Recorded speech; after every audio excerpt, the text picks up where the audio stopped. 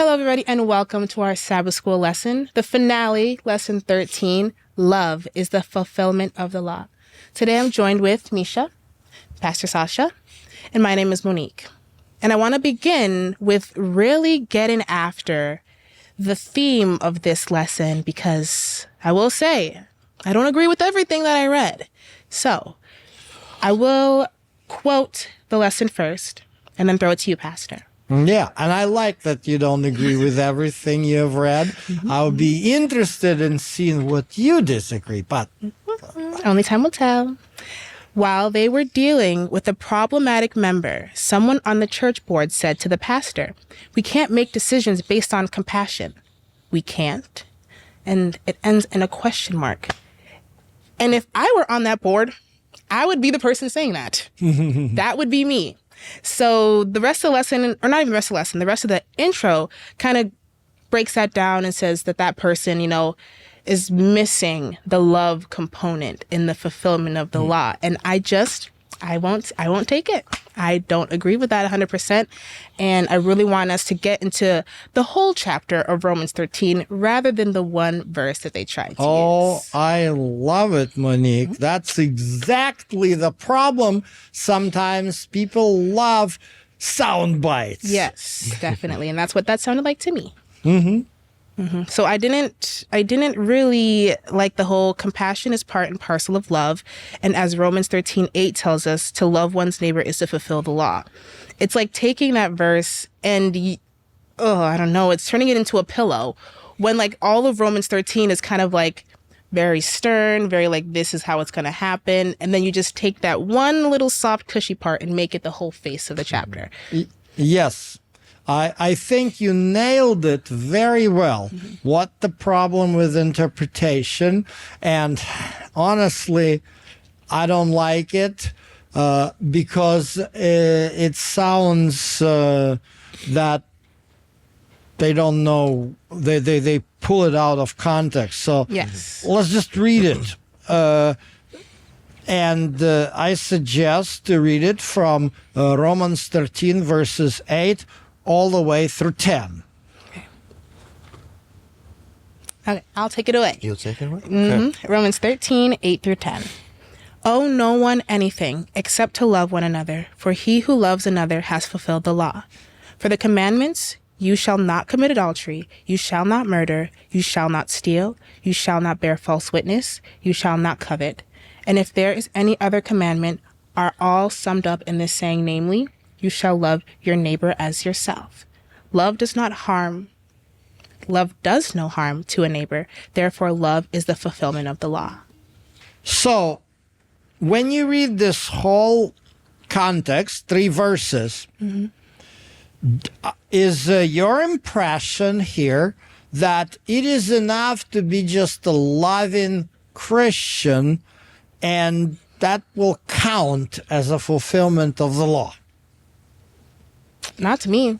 What about you, Mish? No, I don't agree. So I believe that there's a certain, to love someone, to show grace, compassion, yes, but at the same time, there needs to be a fine line and a boundary. And what brings me back to a story that always brings me back is when Jesus was at the temple and then he saw all of the other Jews in the temple selling flock and other livestock in the temple, and he got angry and he ended up tearing down all those booths, and he was very upset at that. So I feel like a lot of people confuse love and then they tend to take away sort of like the respect, the authority, the righteous authority that God technically has over each and every single one of us. Mm-hmm. Yeah, that's a very good example that you're taking us. So let me kind of piggyback on this. So here's, by the way, it's twice he did it. So first time it's recorded in the book of John right before the first, Passover, it's, Jesus makes water into wine, and then he goes to Jerusalem for Passover, and it ends up with the story of Nicodemus. That's the first time he did it. Then the second time, he does it the same way. So, meaning that this marketplace was restored. And this happens that right before his crucifixion, during his last Passover, after his, triumphant entrance to Jerusalem. And so, my question to you is this. When you said angry, do you think he was having an anger management problem? No. No, absolutely not. How do you perceive then Jesus's emotion? Well, I mean, it talks in the Bible about a righteous anger that he has, and anger not necessarily out of spite, out of no reason, but an anger due to sin. God is love, and anything that's sinful that contradicts his love, it angers him. And like a lot of times I hear the term like righteous indignation too. So it's like he was indignant, like he was definitive, he was like decisive, divisive. It's like, this is a line and you have crossed it. Like a very much like, yeah, it was just righteous anger, righteous indignation, like just something that just says this is what can and this is what cannot. And there's no questions about that. Okay, very good. So can you pinpoint where is love in this anger? Do you think it's somewhere there in what Jesus did? I personally do. I personally do indeed. I think love doesn't always look how we expect it to look. It's like when you fall and you hurt yourself and like you have to put alcohol on the cut. The last thing you want to do is put alcohol because it's going to burn. It's going to hurt. You're already in pain. You don't want to put the alcohol, but the right thing to do, the loving thing, the caring thing, the responsible thing to do is to put alcohol on that cut. You have to. Or even like another example, like parents disciplining their children. You know, as a parent, you don't want to, discipline your child, but when they do something out of line, they have to learn about that. And you setting a boundary and teaching your child what is right and what is wrong is an act of love, even though at the time they may not see it that way. Well, a very good idea. Let me add to this where the love is, because to be honest, I know Jesus loves everybody, but when we look at God, and it was throughout these lessons we emphasized this aspect, when we look at God's wrath, it's usually for reason of protecting somebody vulnerable. Right. So this is something which Jesus mentions when he enters the temple and how he describes it. So let's go to Mark 11 and start verses 15 through 17. Gotcha. Okay. Mark 11, verses 15 through 17. When they arrived back in Jerusalem, Jesus entered the temple and began to drive out the people buying and selling animals for sacrifices. He knocked over the tables of the money changers and the chairs of those selling doves, and he stopped everyone from using the temple as a marketplace. He said to them, "The scriptures declare, 'My temple will be called a house of prayer for all nations,' but you have turned it into a den of thieves." Okay, that's very important. Do you notice for whom Jesus saw this temple? For all nations, for everyone. Not for the Jews only. And I appreciate that you said that. And if you have more to add on to that, please don't forget, because I wanted to bring up a verse in Ephesians that I've read probably like 15 times this week, pretty much about how Christ is the fulfillment of the law. So when it says love is fulfillment of the law, to me, I accept that Christ is the fulfillment of the law by the few verses in Ephesians 2 that kind of put it in a way that I think is most like accurate and usable, honestly. So Ephesians 2, verses 14 through 16. For he himself is our peace, who has made both one and has broken down the middle wall of separation, having abolished in his flesh the enmity that is the law of commandments contained in ordinances, so as to create in himself one new man from the two, thus making peace. And he might reconcile them both to God in one body through the cross, thereby putting to death the enmity. So it's like he fulfilled the law by dying, but not only that, he joined not only the Jew but the Gentile to God, like in his death. So Excellent, when I excellent. read love as a fulfillment of the law, I got excited. I was like, oh, this is where they're going with it. This is what they're talking about how Christ is the fulfillment of the law. His dying, like, made it so like the law cannot no longer be used against us. But then they went like, Yeah. God is love. Well, Yeah. But let's focus on this very important, what you noticed. So Christ brought in together Jews and Gentiles. Right. That's what you've read. Excellent, excellent. Because what they're talking about here, and I know it for a fact, having lots of experience in Judaism, and today you have quite a few people, Christians, who are interested in converting to Judaism. But even though the rules are pretty strict, until you are fully converted, even in a synagogue, like after the service, we have like a type of potluck, or oneg as they say. Rabbis usually will announce that, okay, if you're not fully converted to Judaism, this is your table, and this is the table for the Jews. Oh. So this wall existed. Back during the time of Exodus and stuff like this, it made sense. But as Jesus becomes our Passover lamb, then this wall of separation is no longer nullified. And the commandments that limit the participation of non-Jews in something which was considered to be Jewish is no longer, that's what was nailed to the cross. Very often I hear many preachers, they're talking about some sanctuary rituals here. But sanctuary rituals, they're rituals. They're not even in commandments. But there are specific commandments in regards to how a Gentile needs to become fully Jewish. And this is through eating Passover lamb and stuff like this. But when Jesus is our Passover lamb, then that's fulfilled. That's fulfilled. So what was going on, since we are on a subject of Passover and kicking out the merchants out of the temple, what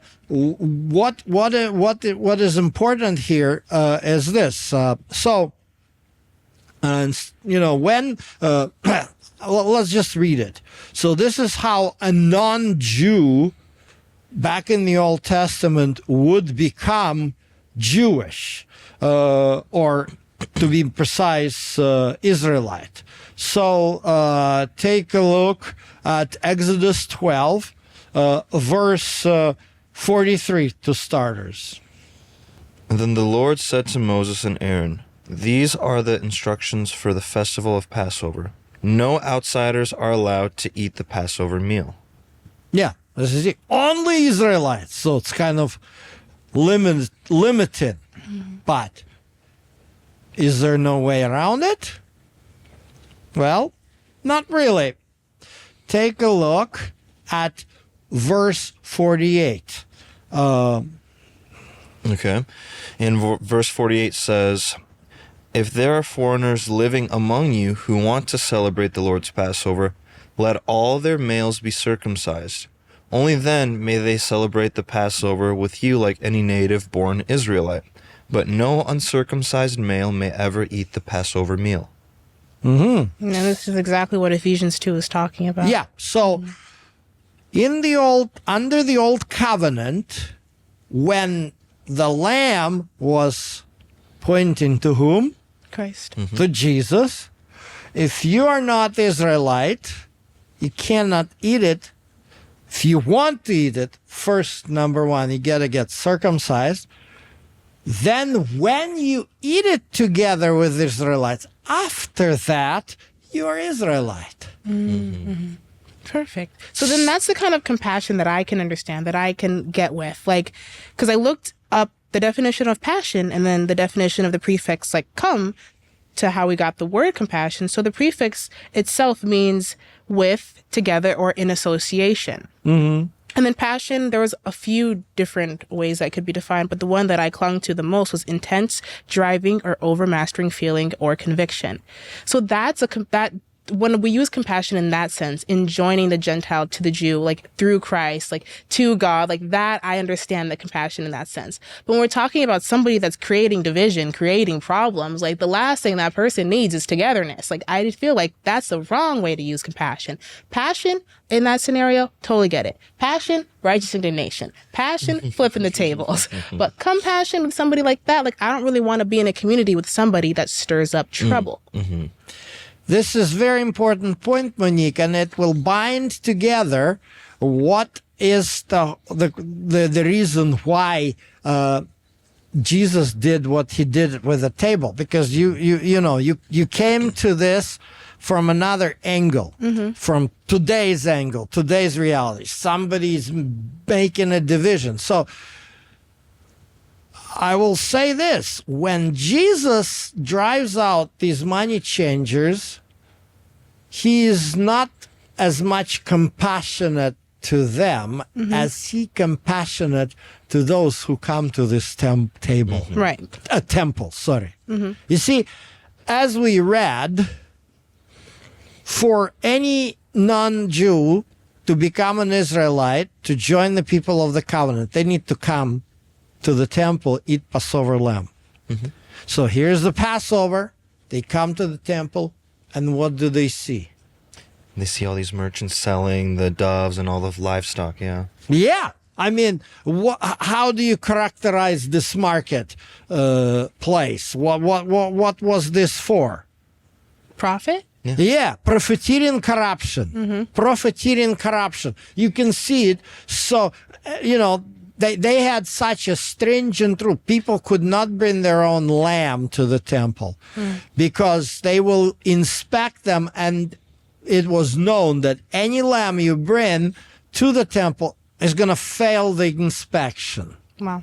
And so will deem unfit to be sacrificed. So you're going to be forced to go to buy their lamb.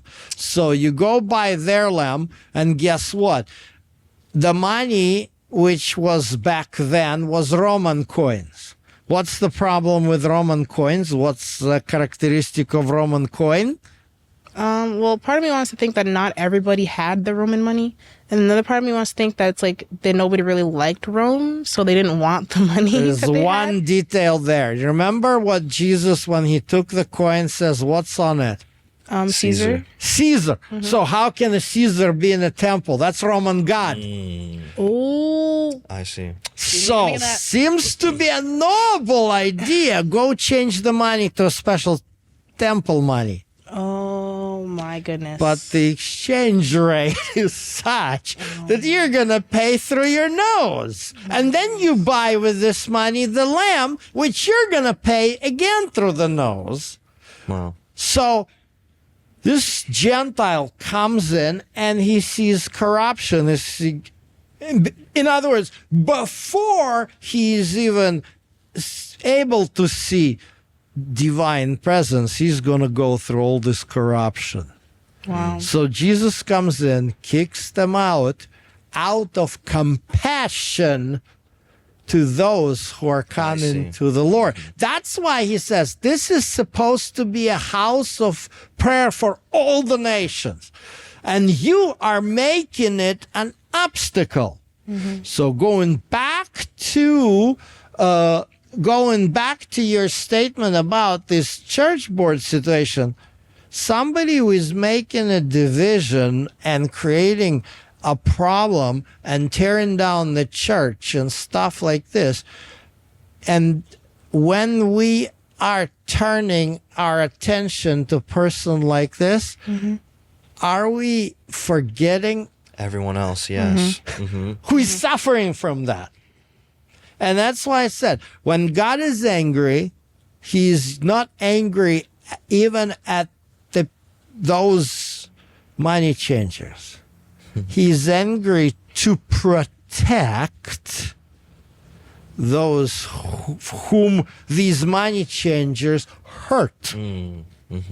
Literally. So I like how you went to the verses after Romans 13:8, but what really solidified it to me were the verses before Romans 13:8. So 13 through 7, or 13:1 through 7 was more than enough for me. Like, okay, yeah, I see where I can go with this.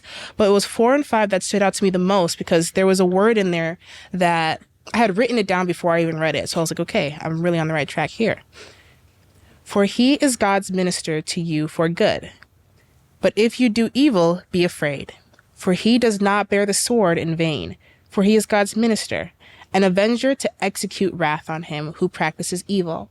Therefore you must be subject, not only because of wrath, but also for conscience sake. So it was that conscience, because I'd rather be conscious than compassionate, especially towards particularly things like that. And even towards somebody that does require compassion, like people who know me will know that I'd rather be quiet than like say what's actually like on my mind. Or that's how I usually advise something like that with anybody I'm around, where it's like, okay, what you said to that person was true and we'll help them in like a month or something. But right now they're like in pain, and those weren't like, that wasn't necessary at the moment. So it's like better to be quiet than to, you know, be vulnerably honest with somebody. So me, I feel like I value conscientiousness rather than compassion when it comes to dealing with people, whether a difficult person or somebody that really does need compassion, just the type of person that I am. Yeah, and compassion is very broad. But let's go back to what we started with Romans 13:8. Okay.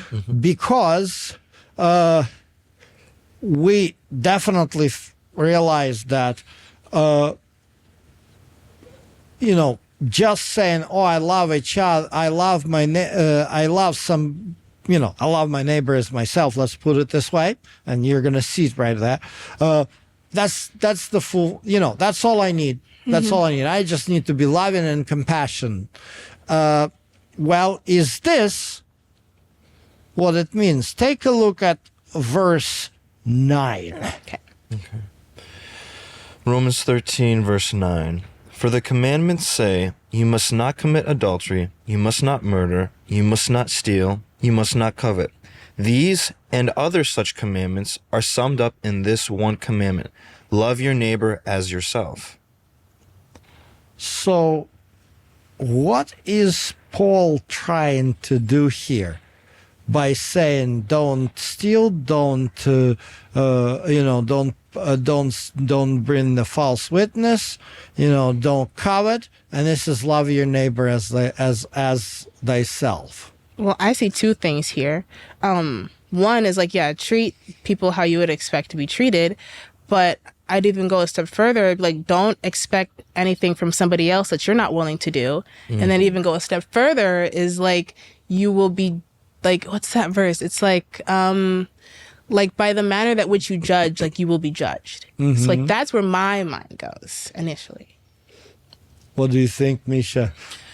To me, it's whenever I think of showing love, showing value to others, I think of give freely, but also don't expect to receive anything that which you give back. Just because when you put a certain expectation on someone, you pressure them, and maybe they aren't at that level yet where they can give back the amount that you have given to them.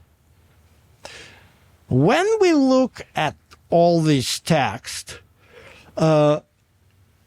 what Paul is trying to drive, that all these commandments, they're just spelling out what love is.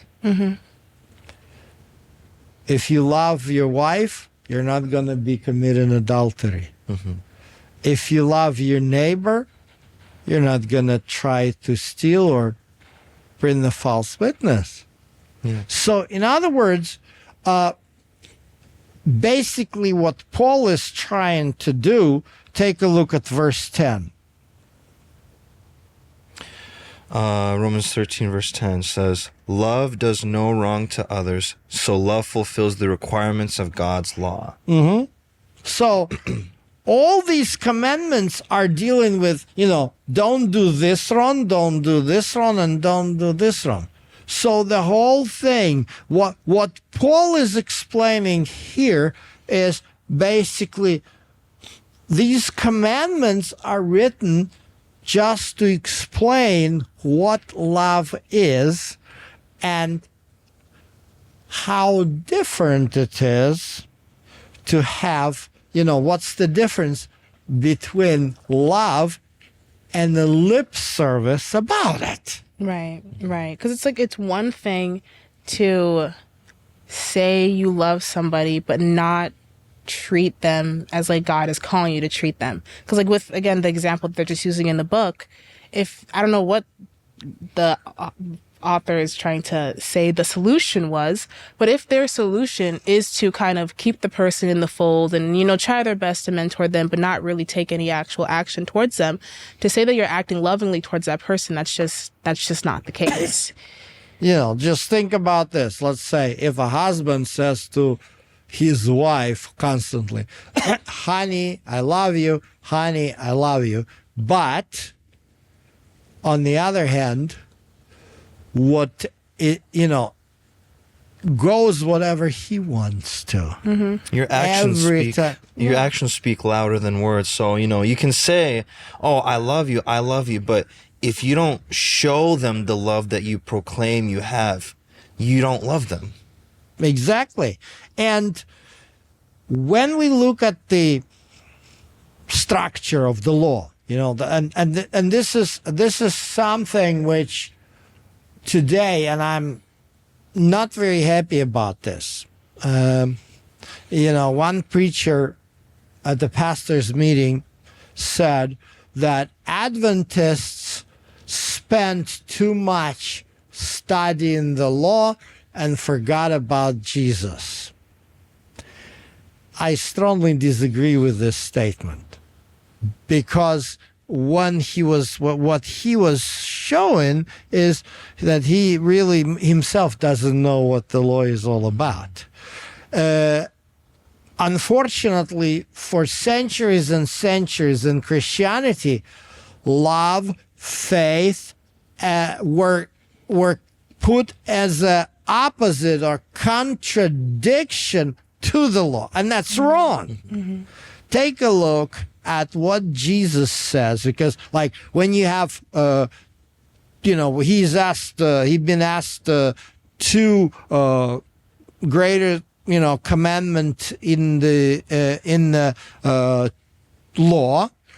So take a look with me, Matthew chapter 22 and verses 36 through 39.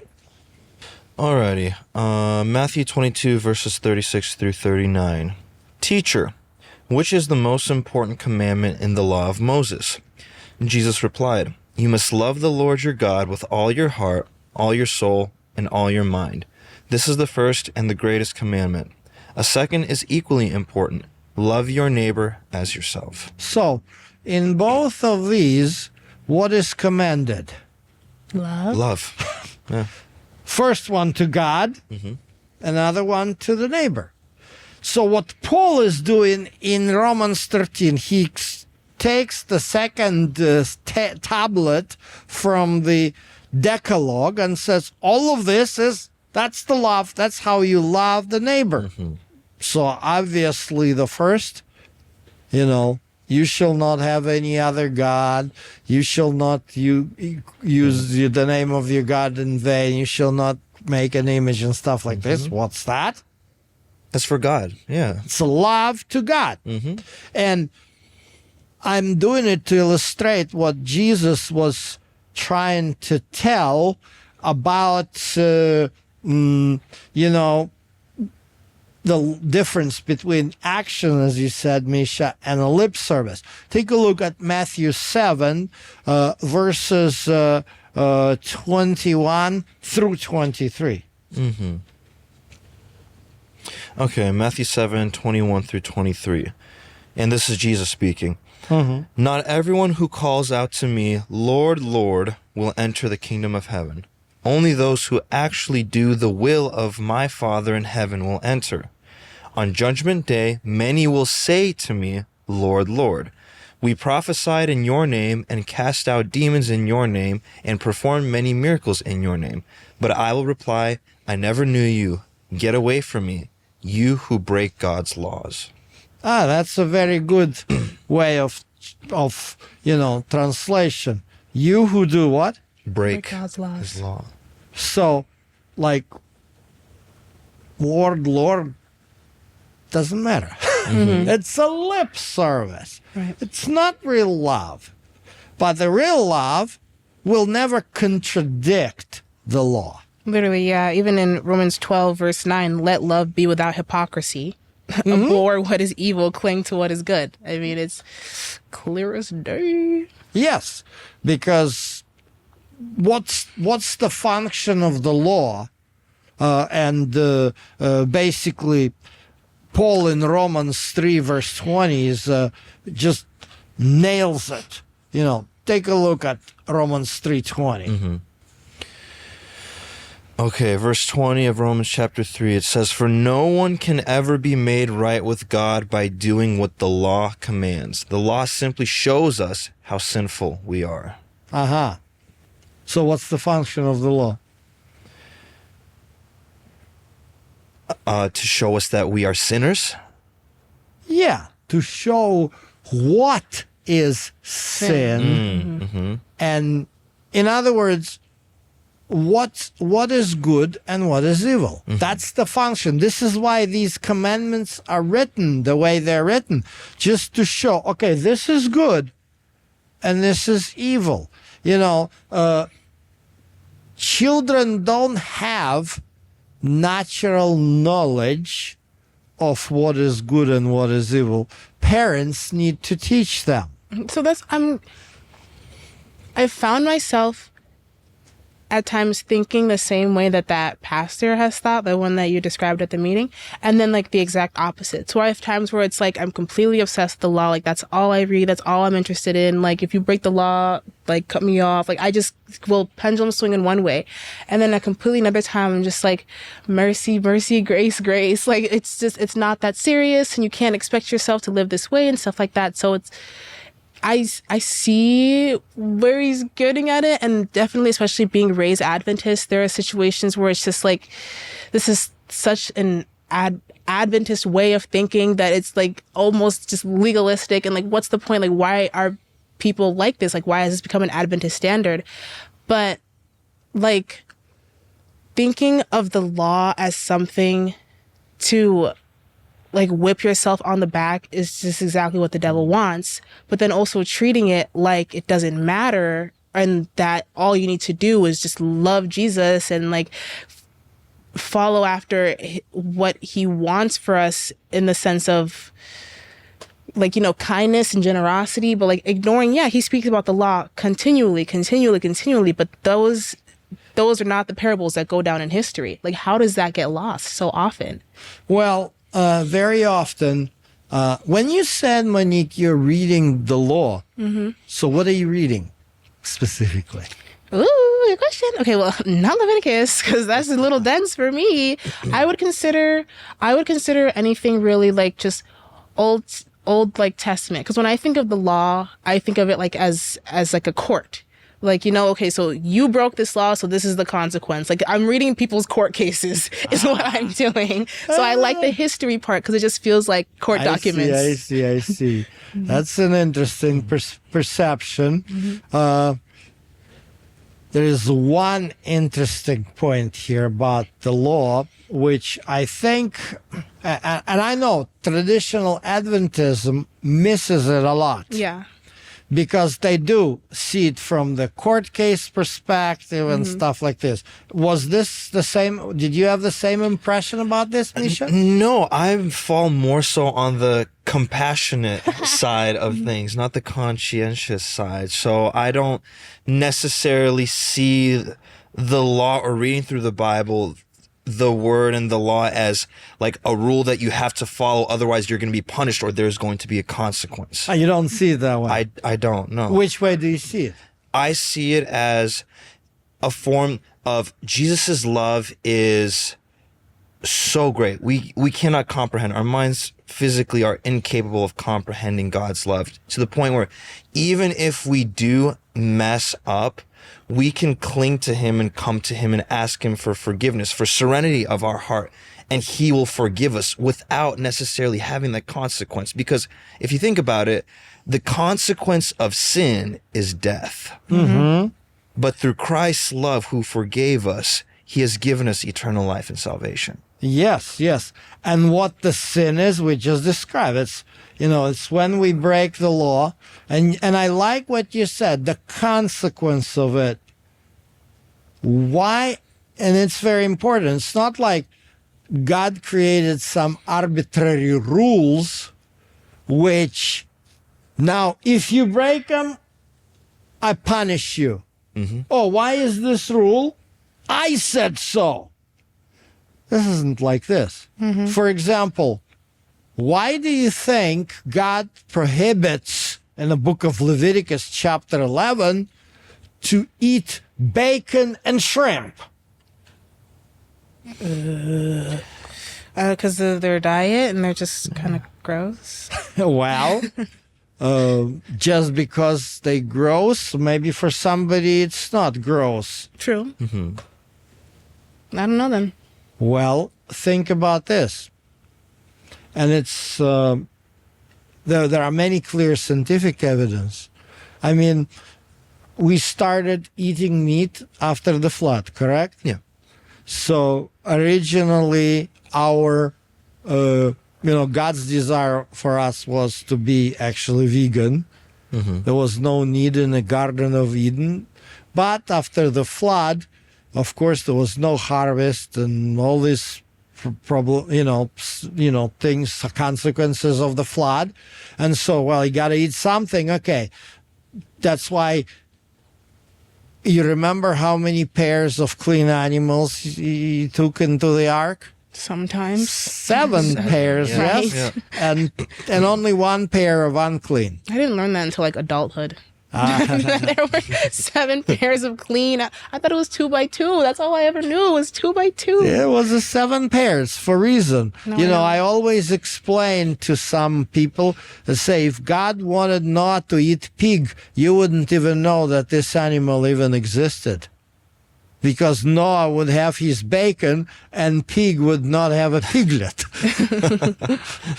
Okay. It's a good way to see that, yeah. So when you look at this, particularly this law, why this one clean, why this one unclean, is just simple and very supported by the science. The protein of a chicken is digestible.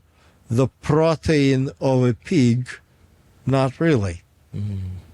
In fact, when it comes to the seafood, it's even worse. It is not something, it's like when you open your car, you come to the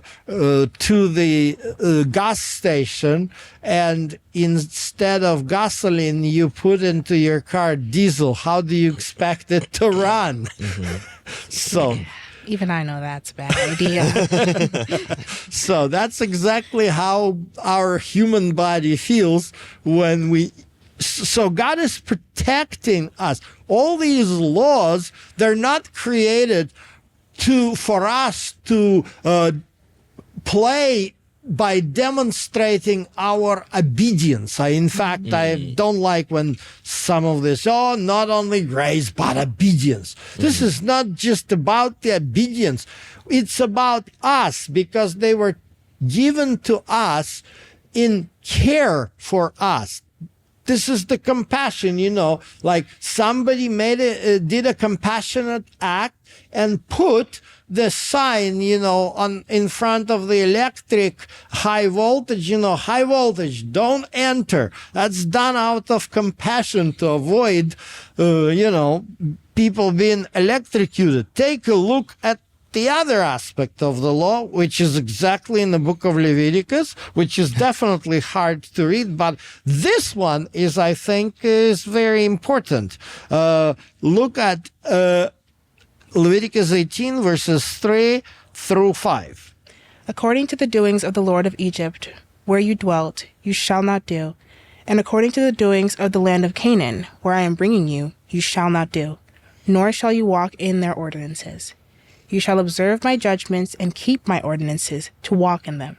I am the Lord your God. You shall therefore keep my statutes and my judgments, which if a man does, he shall live by them. I am the Lord. See, verse 4, you shall do it to walk in them. Mm-hmm.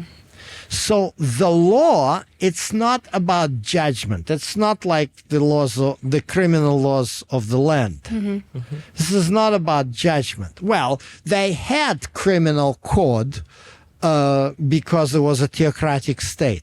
But when we are looking at the laws, it's not about them. It's the way of life. It's the way how we walk. It's like it's a safe passage for us to preserve our sanity, integrity, and the safety of others. Literally. So trying to separate, again, just to kind of bring it back, Christ from the law, you can't, because he doesn't even do that himself. He says, I am the way, the truth, and the light. It's literally right there in his, thesis.